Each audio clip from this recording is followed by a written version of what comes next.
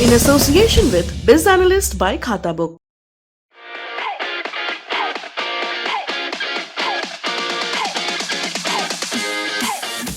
नमस्ते, मैं हूं निखिल और आप देख रहे हैं दी ललन टॉप शो। रूस और यूक्रेन के युद्ध का आज 5वां दिन है। युद्ध भूमि से हम अपने नागरिकों को निकालने की कोशिश कर रहे हैं और इसके लिए भारत सरकार ने ऑपरेशन गंगा चलाया है। अब तक 5 विमानों से भारतीयों को वतन लाया जा चुका है। तो एक तरफ हमारे सामने वो वीडियो हैं जिनमें यूक्रेन से भारत पहुंचे लोग सरकार का धन्यवाद कर रहे हैं, रेस्क्यू ऑपरेशन की तारीफ कर रहे हैं, और दूसरी तरफ वो वीडियो भी हैं जो यूक्रेन में फंसे भारतीय छात्रों की तरफ से आ रहे हैं। वैसे विमानों की जो संख्या हमने आपको बताई वो अपडेट भी हो सकती है, क्योंकि लगातार विमान फेरी करते जा रहे हैं, एक के बाद एक फ्लाइट्स हो रही हैं। छात्र परेशानी में हैं, जो फंसे हुए हैं, कह रहे हैं कि सरकार की मदद अभी तक उन तक नहीं पहुंची। और वो वीडियो भी हमने देखे जिनमें भारतीय छात्रों को यूक्रेन में वर्दीधारी जवान पीट रहे थे। तो असल में भारत सरकार इवैक्यूएशन ऑपरेशन किस तरह का चला रही है, हमारे नागरिकों को जल्दी यूक्रेन से निकालने को लेकर सरकार के सामने क्या चुनौतियां हैं, बाकी देश अपने नागरिकों को कैसे निकाल रहे हैं, इन सब पर आज शो में विस्तार से बात करेंगे। और बारीकियां समझने के लिए इंडिया टुडे की विदेश मामलों की संपादक गीता मोहन से भी बात करेंगे। लेकिन पहले युद्ध भूमि के कुछ अपडेट्स आपको देते हैं। यूक्रेन की राजधानी कीव और उसके आसपास भीषण युद्ध चल रहा है। दोनों तरफ से सैनिकों और आम लोगों का हताहत होना जारी है। 5 लाख से अधिक यूक्रेनी नागरिक शरणार्थी बन चुके हैं। इन सब के बीच रूस पर प्रतिबंधों की संख्या लगातार बढ़ रही है। रूसी मुद्रा रूबल का गिरना जारी है। दुनिया भर में रूस की संपत्तियों को फ्रीज किया जा रहा है। रूस ने अपनी न्यूक्लियर डिटरेंस फोर्स को हाई अलर्ट पर रखने का आदेश भी दे दिया है। यूक्रेन की राजधानी कीव से अभी रूस की फौज दूर है। कीव आज शांत रहा अपेक्षाकृत। वहां रूस की तरफ से रॉकेट से हमले हुए हैं, लेकिन आज ऐसा कुछ देखने को मिला नहीं। ये जानकारी हमें मिली इंडिया टुडे के लिए कीव से रिपोर्ट कर रहे राजेश पवार से। देखिए उनकी रिपोर्ट का एक हिस्सा। मैं इस वक्त कीव शहर के सेंटर में खड़ा हूँ, एक बहुत बड़ी सुपरमार्केट के बाहर, और यहाँ इतनी लंबी लाइन लगी है कि अगर उसमें आप इस वक्त खड़े हो जाएंगे तो आपका अंदर जाने का वक्त प्रॉब्ली 5 से 6 घंटे बाद आएगा। तब तक शायद सुपरमार्केट बंद हो चुकी होगी। प्लीज एक बार दिखाएं कितनी लंबी लाइन है। Show around this line how much is the newest market here. This is the main supermarket here. Can see the queue here all around. Alright, and can you please show this damaged by a shell there in the building. Just next to it is a big supermarket and there's a queue of people who are trying to flee Kyiv because there's nothing in the supermarket right now. Ukraine का दूसरा बड़ा शहर है Kharkiv. Ukraine की आर्थिक राजधानी मान लीजिए, पूरब में पड़ता है। वहां यूक्रेन और रूस की सेनाओं में भीषण संघर्ष चल रहा है। रूस की तरफ से बमबारी हो रही है। रूस ने खार्किव पर कब्जा का दावा किया था, लेकिन यूक्रेन की तरफ से कहा गया कि खार्किव से रूसी सेना को खदेड़ दिया गया है और इस शहर पर पूरी तरह से यूक्रेन का ही कब्जा है। यहाँ देखने वाली बात यह भी है कि रूस की फोर्सेस जमीन पर लड़ रही हैं, ग्राउंड फोर्सेस लड़ रही हैं उनकी। रूस अपनी हवाई क्षमता का बहुत ही कम इस्तेमाल कर रहा है। जिस तरह से रूस ने सीरिया में हवाई ताकत का इस्तेमाल किया था, वैसा कुछ अभी यूक्रेन में नज़र नहीं आया है। हमने देखा है एयर पावर का इस्तेमाल, लेकिन सीरिया जैसा नहीं। इस बीच यूक्रेन की तरफ से वहाँ के राष्ट्रपति की वो तस्वीरें भी आ रही हैं जिनमें उन्होंने सेना की वर्दी पहनी है, अपनी सेना को मोटिवेट करते हुए नजर आ रहे हैं। खबर ये भी आई कि यूक्रेन में आम लोगों को भी हथियार बांटने की तैयारी हो रही है या बांटे जा रहे हैं, ताकि वो भी सेना के साथ अपने देश को डिफेंड करने के लिए लड़ सकें।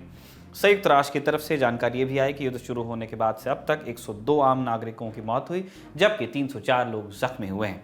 हालांकि यह आंकड़ा और भी बड़ा हो सकता है।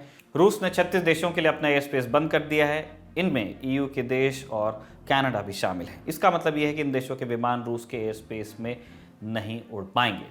युद्ध शुरू होने के बाद आज पहली बार रूस और यूक्रेन के बीच बैठक भी हुई। यूक्रेन बेलारूस की सीमा पर दोनों पक्षों के प्रतिनिधि मिले। यूक्रेन ने पहली मांग रखी है कि रूसी सैन्य हमला रोका जाए।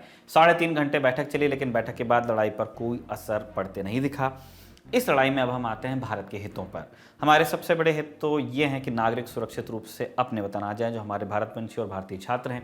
इसके लिए आज फिर प्रधानमंत्री मोदी ने अपने मंत्रियों के साथ बैठक की। खबर ये भी आई कि मोदी सरकार केंद्रीय मंत्री हरदीप पुरी, ज्योतिरादित्य सिंधिया, किरेन रिजिजू और वीके सिंह को यूक्रेन के उन पड़ोसी देशों में भेज रहे हैं जिनके रास्ते भारतीयों को निकाला जाएगा।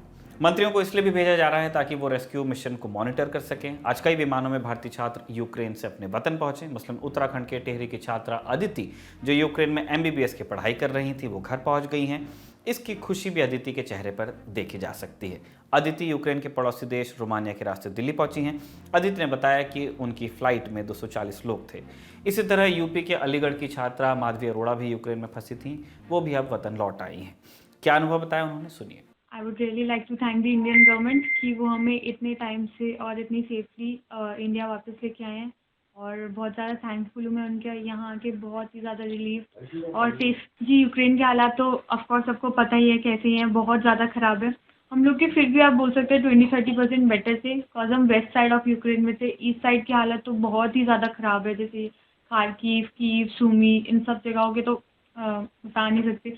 हम लोग के वहाँ भी आए दिन पता चल रहा था यहाँ विस्फोट हुआ है, वहाँ हुआ है, सायरन्स बज रहे थे, बंकर में जाना पड़ रहा था, और वैसे बिजली काट देते थे, ब्लैकआउट हो जाता था पूरा। कहते थे कि सारी लाइट्स वाइट्स बंद करके जितना हो सकता है सिक्योर जगह पे चले जाओ। तो ऑफकोर्स डर का माहौल बहुत था, और खाने पीने की बहुत दिक्कत हो रही थी। हम लोग जैसे जिस दिन ही पता चला सबके सब पहले ही खाने का स्टॉक करने के लिए भागे, क्योंकि पता नहीं था कितने दिन रहना पड़े क्या हो।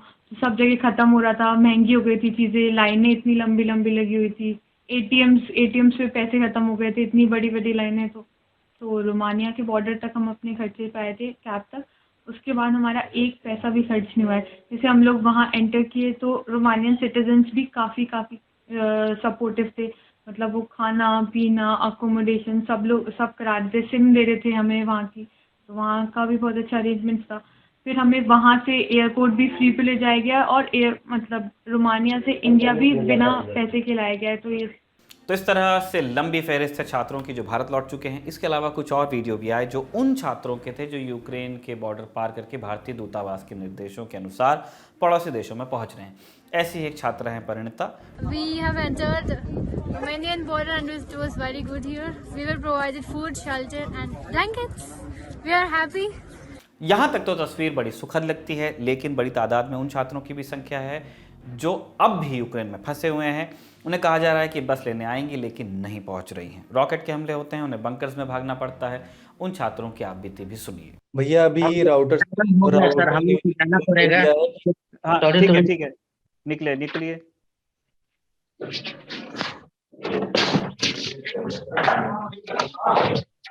जी हाल तो परसों बात हुई थी सौरभ भैया से, तो वहाँ उससे तो ज़्यादा बुरा हाल है उस टाइम से, क्योंकि अब खाना भी हम लोग को बहुत कम क्वांटिटी में मिलता है, पानी नहीं मिल पा रहा है। उसके बाद ये सब खाने पीने का परेशानी बढ़ गया। परसों तक परेशानी इस टाइप का नहीं था। वाशरूम वो अवेलेबल है, पीने का पानी नहीं मिल रहा है। वो वाशरूम पानी यूज कर रहे हैं, वो टैप वाटर जिसको बोलते हैं वो यूज कर रहे हैं। खाना जो स्टॉक पड़ा है वो यूज करते हैं। पहले एम्बेसी द्वारा खाना मिलता था, रात में वो खाना नहीं मिला, दिन में खाना मिला वो खाना खराब था। मतलब पता नहीं, जैसे भी खाना कुछ मिला लेकिन क्वांटिटी बहुत कम थी। 200 जनों में कितने बच्चे होंगे? एक बार ऐसा फोन का कैमरा घुमा के दिखाओ उसको। एक मिनट मणिकांत आप ये वो शेल्टर है जहाँ पे भारतीय दूतावास ने भारतीय छात्रों को जो कि दूतावास के पास मदद मांगने के लिए गए थे वहां रोका था। मणिकांत कुमार हैं, छात्र हैं यूक्रेन में ही और इस शेल्टर में खुद मौजूद है। वहां की ये तस्वीरें आप देख रहे हैं। हिंदुस्तान में 9:15 बज रहे हैं, ये लाइव तस्वीरें हैं वहां की।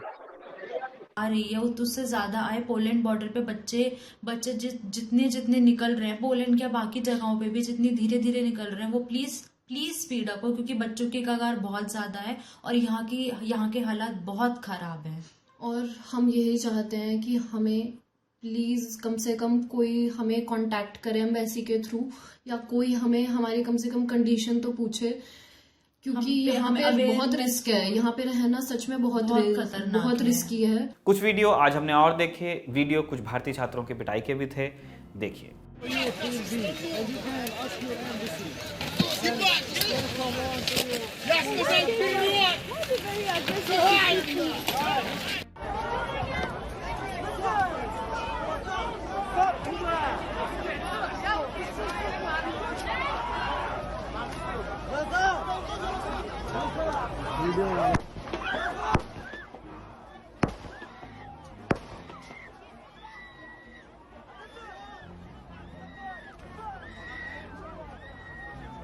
इस बारे में छात्रों ने क्या बताया वो भी सुनिए। पर हमारे कुछ फ्रेंड्स कल पोलैंड बॉर्डर के लिए निकले, क्योंकि पोलैंड बॉर्डर यहाँ से बहुत पास में है और लोग वहाँ पे हमारे फ्रेंड्स पहुंचे हैं।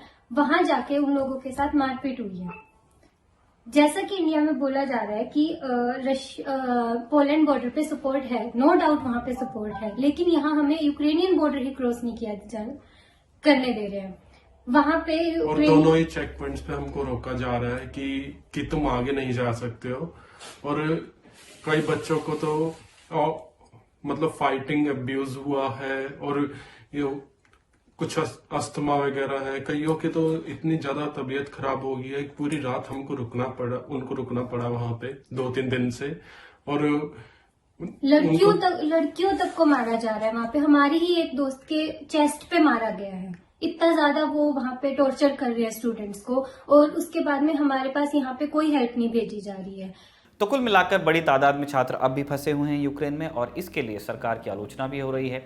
लेकिन ये आलोचना कितनी सही है, असल में एक युद्धग्रस्त देश से भारत के लोगों को निकाल पाने में भारत सरकार के लिए क्या क्या चुनौतियां सामने आ रही हैं, सुनिए इंडिया टुडे की सीनियर एडिटर गीता मोहन को। जितने भी कॉन्फ्लिक्ट सिचुएशंस में भारत के लोग फंसे हैं, चाहे वो ये सरकार हो या पिछली सरकार या पिछले कई सरकार, हमेशा एक बहुत डिफ़िकल्ट सिचुएशन होता है। हमने लिबिया में देखा कितना मुश्किल हुआ था लोगों को निकालना। वैसे ही कॉन्फ्लिक्ट बहुत जल्दी बहुत तेज़ी से बदला, इसलिए किसी को लगा नहीं था कि इतना बुरा हाल होगा। और इसी वजह से एक तरफ से एम्बेसी ने भी यही कहा था कि अगर आपके नॉन इसेंशियल स्टे है यूक्रेन में तो आप चले जाएं, लेकिन अगर इसेंशियल हैं तो आपको जाने की ज़रूरत नहीं है। तो कहीं ना कहीं बच्चे भी थोड़े रिलैक्स थे, पेरेंट्स थोड़े वरिड थे, लेकिन इतने भी नहीं कि वो निकाल ले अपने बच्चों को। तो जब माहौल बदला तो इतने सारे बच्चे फंस गए, क्योंकि वहाँ पर करीब 20,000 से ज़्यादा इंडियन स्टूडेंट्स पढ़ते हैं। और अगर आप देखें किन एरियाज़ में पढ़ते हैं वो भी काफ़ी इंटरेस्टिंग है। वो सेंट्रल यूक्रेन में इतने नहीं हैं जितने कि ईस्टर्न यूक्रेन में, खार्किव, ओडेसा, मारियोपोल ऐसे जगहों में ज़्यादा कॉन्सेंट्रेटेड है। ऐसे में जब कॉन्फ्लिक्ट सिचुएशन बढ़ा तो बहुत सारे सिटीज़ ने कर्फ्यू लगा दिया। कर्फ्यू लगाने की वजह से ये लोग जो वेस्टर्न बॉर्डर है वहाँ पहुँच ही नहीं पा रहे थे। कहीं ना कहीं भारत सरकार की अगर बात करें तो वो क्या कर पाए या क्या नहीं कर पाए इम्पोर्टेंट नहीं है। आपको ये देखना ज़रूरी है कि क्या क्रेडिट लेना उनके लिए ज़्यादा इम्पोर्टेंट था। दैट्स मोर इम्पोर्टेंट कि अच्छा मुश्किल में हैं तो आप ये मत बताइए कि नहीं आप बहुत बड़ा काम कर रहे हैं, आप ये बताइए मुश्किलों में काम कर रहे हैं। That it's a difficult situation. 20,000 में से अभी 200-300 कितने आए होंगे, 400-500 लगा लीजिए। चेस्ट थम्पिंग की बात या पीठ थपथपाने वाली बात नहीं है। So that's the basic thing कि आपको यहाँ पे इट इज़ नॉट अबाउट आपने कौन सा ऑपरेशन शुरू कर दिया है, कौन सा रेस्क्यू मिशन शुरू कर दिया है, कौन सा इवैक्यूएशन। आपको कहीं ना कहीं इस मैसेजिंग में ये भी बताना है कि परिस्थितियाँ बहुत डिफ़िकल्ट हैं और उस डिफ़िकल्ट सिचुएशन में वो बच्चों को निकालने की कोशिश कर रहे हैं। कर्फ्यू भारत सरकार नहीं लगा रही, वहाँ की सरकार लगा रही है। बच्चे परेशान इसलिए है क्योंकि वो बॉम्बिंग सुन रहे जो उन्होंने ज़िंदगी में नहीं सुना होगा। जिस तरीके का शेलिंग वो देख रहे हैं उन्होंने ज़िंदगी में नहीं सुना। बंकर्स में जाके बैठना, तो उनके लिए लाइफ इज़ डिफ़िकल्ट।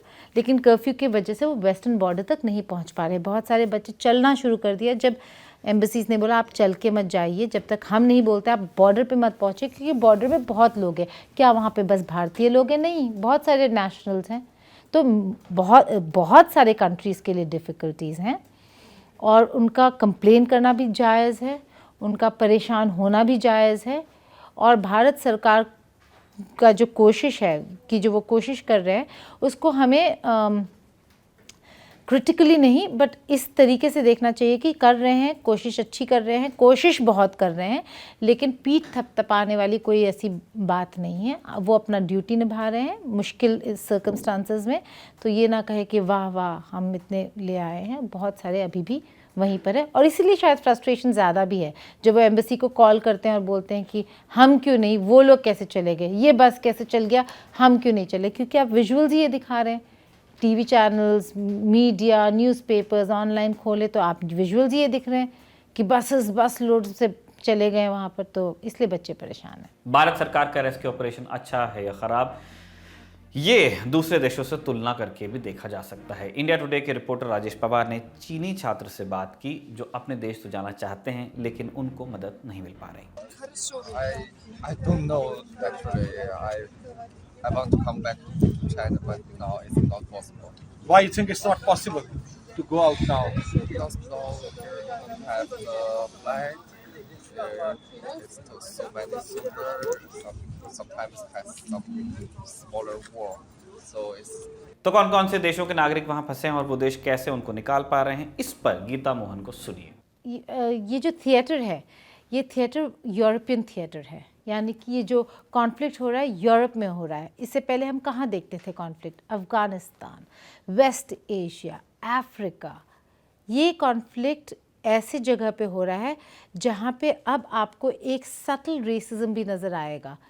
बच्चे सब जगहों के फंसे हैं, सारे देश कोशिश कर रहे हैं, ऑल कंट्रीज़ आर ट्राइंग कि उनके इवैक्यूएट हो जाए। लेकिन अगर आप देखें किन बच्चों को मुश्किलें ज़्यादा आ रही है, किन को रोका जा रहा है, कौन ट्रेन में चढ़ सकता है, नहीं चढ़ सकता, तो आपको कहीं ना कहीं वो मेंटालिटी जो होता है, हालांकि बहुत लोग कह रहे हैं कि ऐसा नहीं है, लेकिन बहुत सारे वीडियोज़ आ गए हैं, तो इसको बिल्कुल नकारना तो बीइंग इग्नोरेंट होगा कि अफ्रीकन डिसेंट, एशियन डिसेंट के जो बच्चे हैं उनको उतने जल्दी बॉर्डर पार करने नहीं दिया जा रहा जितने जल्दी आप वहीं के नेशनल्स या फिर यूरोपियन नेशनल्स को देखते हैं।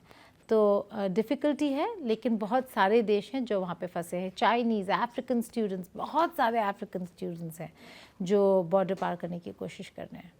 हमने गीता मोहन से ये भी पूछा कि क्या भारत ने यूएनएससी यानी कि यूनाइटेड नेशन सिक्योरिटी काउंसिल में पश्चिम का या यूक्रेन का साथ नहीं दिया तो इस वजह से भारतीय छात्रों के लिए दिक्कतें पैदा की जा रही हैं, क्या इसके लिए उनके साथ मारपीट हो रही है? उनका जवाब क्या था, सुनिए। देखिए मुझे नहीं लगता कि ऑन द ग्राउंड कहीं ना कहीं स्वेल है कि ऑफ डिसलाइक, कि उनको लग रहा है कि यूएनएससी में कि भारत ने यूक्रेन को सपोर्ट नहीं किया या नहीं करता है। लेकिन अगर आप सोल्जर्स की बात करें, मुझे नहीं लगता वो यूएनएससी के प्रोसीजर्स को इतने माइन्यूटली फॉलो कर रहे हैं। कहीं ना कहीं कुछ स्ट्रे इंसिडेंट्स होंगे जब बच्चे थोड़े अग्रेसिव हो गए और उनको निकलना था, निकलने नहीं दे रहे थे। कुछ इंस्टेंसेस काफ़ी क्लियरली पता चल रहा है कि अफ्रीकन और इंडियन बच्चों को या एशियन इन डिसेंट के बच्चों को रोका गया और बाकियों को जाने दिया गया। तो सटल रेसिज्म तो है, और इसलिए बहुत दुख होता है क्योंकि आज वही ईस्टर्न यूरोपियन कंट्रीज़ है जो कुछ समय पहले ही बोल रहे थे कि हम रेफ्यूजीज़ को नहीं लेंगे क्योंकि अफ़गान्स थे ना, वो आज बोल रहे हैं जो भी यूक्रेनियन आना चाहता है आए। This white skin and blue eyes is a problem. Bharat और यूक्रेन के रिश्ते कैसे रहे हैं, ये भी हमने गीता मोहन से समझने की कोशिश की, सुनिए। यूक्रेन हमारा बहुत इम्पोर्टेंट पार्टनर रहा है क्योंकि यूक्रेन और भारत के इम्पोर्ट एक्सपोर्ट रिलेशंस हैं। एजुकेशन में बहुत इम्पॉर्टेंट है, कल्चरल टाइज है, लेकिन अगर आप इन दो एस्पेक्ट्स को देख लें तो बहुत इम्पॉर्टेंट है। आपको ये जानना होगा कि यूक्रेन की लड़ाई बस स्ट्रेटेजिक स्पेस के लिए नहीं है, it's a mine of resources. Titanium जो आज बहुत कम है और जो प्लेन्स बनाने में लगते हैं, Ukraine is rich with titanium. Lithium, आज अगर इलेक्ट्रिक व्हीकल्स बन रहे हैं, ईवीज़ बन रहे हैं, उनके बैटरीज लिथियम बैटरीज होते हैं। लिथियम का सबसे बड़ा रिसोर्स यूक्रेन में है। तो Ukraine is a very resource rich country too. Europe के लिए बहुत फ़ायदा होगा अगर वो यूक्रेन यूरोपियन यूनियन का एक हिस्सा बन जाए, क्योंकि जो इकोनॉमिक पार्टनरशिप है अभी तक इन्हीं ट्रबल की वजह से यूक्रेन के जितने भी रिसोर्सेज हैं उनको एक्सप्लोर ही और एक्सप्लॉइट ही नहीं किया जा सका। तो अगर वो खुल जाते हैं तो फिर यूरोप यूज़ कर सकता है यूक्रेन के स्पेस को, लेकिन रूस भी कर सकता है। तो और भारत के लिए भी इम्पॉर्टेंट है। इम्पोर्ट एक्सपोर्ट में हम फार्मास्यूटिकल काफ़ी सारे फार्मास्यूटिकल प्रोडक्ट्स इंपोर्ट करते हैं। वीट और कॉर्न, रूस और यूक्रेन मिलाकर सब तेल गैस बोल रहे हैं, लेकिन वीट और कॉर्न वर्ल्ड का first and second largest producer wheat का रशिया और यूक्रेन है। आज अगर रूस के साथ आप बिज़नेस बंद कर देते हैं तो न केवल गैस बंद होता है, बहुत जगह पे वीट नहीं जाएगा। हम नहीं लेते हैं लेकिन बहुत जगहों पे नहीं जाएगा। भारत की बात करें तो जैसे मैंने कहा बहुत सारे ट्रेडिंग टाइज हैं हम दोनों के बीच में, लेकिन एजुकेशन में बहुत इम्पॉर्टेंट है। लेकिन ये लड़ाई यूक्रेन और भारत की नहीं है कि अब यूक्रेन इम्पॉर्टेंट कितना है भारत के लिए, ये नहीं है। ये लड़ाई है कि भारत का स्टैंड रूस और वेस्ट के बीच में क्या रहेगा। एक तरफ रूस कहता है हम आपके ट्रेडिशनल पार्टनर्स हैं, हम आपके साथ खड़े रहते हैं। जब कश्मीर की बात आती है यूएनएससी में, तब भी हम ही होते हैं जो आपके साथ खड़े रहते हैं। ये सही बात है, क्योंकि तब अमेरिका हमें आईना दिखाता है ह्यूमन राइट्स का। दे माइट बी राइट, लेकिन it's all again an intent. जितना ह्यूमन राइट्स वायलेशंस इंडिया में होता है, उतने ही बाकी देशों में भी होता है। लेकिन वो हमें तब एक मिरर दिखाते हैं कि नहीं, लेकिन इस पे तो हम नहीं, उस पे तो रूस नहीं कहता है ये सब। और वेस्ट हमारे लिए बहुत इंपॉर्टेंट पार्टनर है, क्योंकि America is a strategic partner, Europe is a very important strategic and economic partner. तो लड़ाई तो आपका जो सवाल है कि यूक्रेन भारत के लिए कितना इम्पॉर्टेंट, अब ये इम्पॉर्टेंट नहीं है। जब यूएनएससी की बात करते हैं तो भारत के लिए रूस ज़्यादा इम्पॉर्टेंट है या वेस्ट ज़्यादा इम्पॉर्टेंट है, that is the question over here. और उसमें भारत चूज़ नहीं करने वाला। ये ज़रूर है कि आप इस लड़ाई में ये ना भूलें कि आप एक ऐसी आवाज़ आपको बनना ज़रूरी है जहाँ पे आप ह्यूमन राइट्स को लेके आवाज़ आपको उठाना होगा। सॉवरेंटी और टेरिटोरियल इंटेग्रिटी किसी के एक देश का अगर उल्लंघन करता है कोई, तो उसके अगेंस्ट बोलना होगा। तो हम लोग यूनाइटेड नेशन सिक्योरिटी काउंसिल में एब्सटेन करते हैं, लेकिन इस बारी जब एब्सटेन किया उसके बाद जो स्टेटमेंट दिया हमने, उसमें हमने साफ तरीके से कह दिया है कि किसी भी देश को किसी और देश की सॉवरेंटी को वायलेट करने का हक नहीं है। तो एक स्ट्रॉन्ग स्टेटमेंट देना ज़रूरी है मॉरल ग्राउंड्स पे, लेकिन प्रैक्टिकल ग्राउंड्स पे एब्सटेन करना भारत के लिए एब्सटेंशन से के अलावा कोई और रास्ता नहीं है। अमेरिका लगातार रूस पर प्रतिबंधों वाला दबाव बनाने की कोशिश कर रहा है, लेकिन इसका असर रूस पर अभी पड़ता दिखाई नहीं दे रहा है। इस झगड़े को शुरू करने के लिए रूस अमेरिका कितना जिम्मेदार हैं और रूस की कितनी गलती है, वो भी समझिए। डेमोक्रेटिक नहीं है। काश ये लड़ाई दो डेमोक्रेसीज़ के बीच होती, तब हम बता सकते हैं आपको कि वेस्ट ने क्या किया। हम ये इसलिए नहीं बता पाते हैं कि अमेरिका क्या करता है या अमेरिका के इंटेंशंस क्या हैं, क्योंकि अगर हम उनको एक्सपोज करने जाए तो वो बोलेंगे अच्छा तो आप पुतिन के सपोर्टर हैं। नहीं, the example on the other side इतना ख़राब है कि हम बता ही नहीं पाते कि आपका नैरेटिव जो है, नैरेटिव बिल्डिंग, वो गलत है। आप अगर डेमोक्रेसी की बात करते हैं तो आप क्यों मीडिया बैन कर रहे हैं? आप अगर आज रशिया टुडे खोले, हाँ होंगे कुछ प्रो रशियन गवर्नमेंट इंफॉर्मेशन, लेकिन ऐसा मुझे एक खबर नहीं लगता जो वो मिस करते हैं, जो यूक्रेन के मिनिस्ट्री ऑफिस या ज़ेलेंस्की ने नहीं बोला हो और उन्होंने नहीं डाला हो। तो क्यों बैन किया? और मिस इन्फॉर्मेशन में आप बाकी चैनल्स, मैं नाम नहीं लूँगी, रशिया टुडे इसलिए बोल रहे हैं क्योंकि रशिया टुडे का नाम आया है, लेकिन कई सारे अमेरिकन चैनल्स उठा के देख लें, नैरेटिव्स नहीं है वहाँ पे, झूठ नहीं फैलता है। एंड फाइनली डेमोक्रेसी की अगर बात करें तो अगर अमेरिका डेमोक्रेसी और फ्रीडम, यहाँ पे लड़ाई जायज़ है। यूक्रेन को उसके सॉवरेंटी और फ्रीडम की लड़ाई लड़ने का हक है, और वो कोई नहीं कह रहा कि पुतिन ने जो किया वो सही है। लेकिन अगर आप अमेरिका और वेस्ट ये कहे हमें कि वो डेमोक्रेसी की लड़ाई लड़ रहे हैं, फ्रीडम की लड़ाई लड़ रहे हैं, सॉवरेंटी की लड़ाई लड़ रहे हैं या राइट्स की लड़ाई लड़ रहे हैं, तो उनका strategic partner Saudi Arabia, UAE कैसे हो सकता है? अगर पुतिन डेमोक्रेटिक नहीं है, शी जिनपिंग डेमोक्रेटिक नहीं है, रूस और चीन अगर ऑटोक्रेटिक नेशंस हैं, तो सऊदी अरेबिया क्या है? और कैसे वो स्ट्रेटेजिक पार्टनर है फिर अमेरिका का? खशोगी के पीसेस हो जाते हैं, आपको तब नहीं लगता कि आपको सवाल उठाना चाहिए? तो नैरेटिव्स में ही जितने कॉन्फ्लिक्ट्स हुए हैं, राइट और रॉन्ग नहीं है, राइट्स के वायलेशन ज़रूर हुए हैं, और जो भी इंटरेस्टेड पार्टी है वो अफेक्टेड नहीं है, बस वो देश अफेक्टेड है जिस पर लड़ाई हुई है। Ukraine is also an example. रूस का ये कहना कि नेटो बना किस लिए था? नेटो बना था as an anti Soviet military alliance, यानी कि सोवियत यूनियन के खिलाफ। सोवियत यूनियन का मुझे नहीं पता, अगर कोई हिंदी वो है, यूएसएसआर का सोवियत संघ के खिलाफ नेटो बना था, राइट? और सोवियत संघ जब आज नहीं है तो आप नेटो को क्यों एक्सपैंड कर रहे हैं? उनका सवाल सही है। अगर आपको रूस के साथ लड़ाई लड़नी है तो ये एक मिलिट्री लड़ाई नहीं, आपको इकोनॉमिक लड़ाई लड़नी चाहिए। लड़ लें जितना लड़ना है आपको। नेटो क्यों है अभी? और मैं छोटा सा एग्जांपल मैं फिर से बोल रही हूँ, यूक्रेन को फिर भी हक है, वो जिसके साथ जाना चाहे जाए। पुतिन को कोई हक नहीं है कि वो इन्वेड करे किसी भी देश को, क्योंकि वो थ्रेटन्ड फील कर रहे हैं। ऐसा नहीं हो सकता कि आप यूक्रेन को उनका सॉवरेंटी और उनके राइट्स से डिनाई करें। लेकिन अगर मैं एग्जांपल दूं क्यूबन मिसाइल क्राइसिस का, 1962 रूस जब अपने मिसाइल्स क्यूबा में रखने वाला था, सबसे बड़ा क्राइसिस हुआ था उन वाटर्स में, वो क्यूबन मिसाइल क्राइसिस था, क्योंकि अमेरिका का बस एक ही कहना था कि हमारे बैकयार्ड में रूस नहीं बैठ सकता। अगर उनके बैकयार्ड में रूस नहीं बैठ सकता, वो 1962 की बात थी, तो 2022 में रूस क्यों नहीं कह सकता कि मेरे बैकयार्ड में अमेरिका नहीं बैठ सकता?